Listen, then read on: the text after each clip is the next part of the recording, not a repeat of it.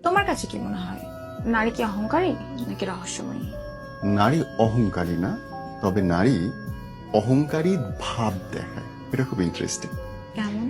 ধরো, নারী কি করে? সাধারণত একটা পুরুষ অধিকাংশ সময় বহুগামিতা পছন্দ করে অনেক মানুষের সঙ্গে, কিন্তু নারী একটা মানুষের সামনে, সরি ফর মাই ওয়ার্ড, পুরুষের হাত ধরে বাঁচতে চায়।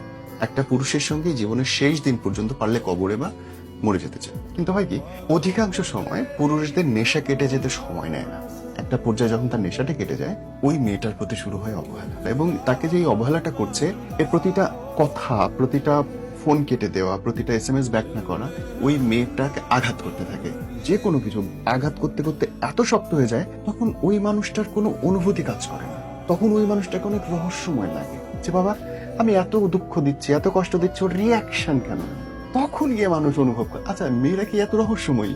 আরে না বেটা, মেয়েটা অনেক বেশি কষ্ট পাইছে। কেউ না কেউ, কেউ না কেউ তাকে কষ্ট দিয়েছে, হয় তুমি দিয়েছো বা অন্য কেউ দিয়েছে, এবং সে যখন প্রত্যাশাহীন হয়ে যায়, তখন তার এই রহস্যটা সবচেয়ে বেশি করে চোখে পড়ে। আমার কিছু যায় আসে না। মানুষটা নতুন করে পরিশ্রম করতে আসে, কিন্তু দেখে যে জমিটার উর্বর নেই, পাথর। তখন চিন্তা করে, আচ্ছা এই হচ্ছে কাণ্ড, এত রহস্যময় নারী। কিন্তু রানী রহস্যময় না। নারী চাষের জমির মতন উর্বর এবং চাষের জমির মতো ভালো।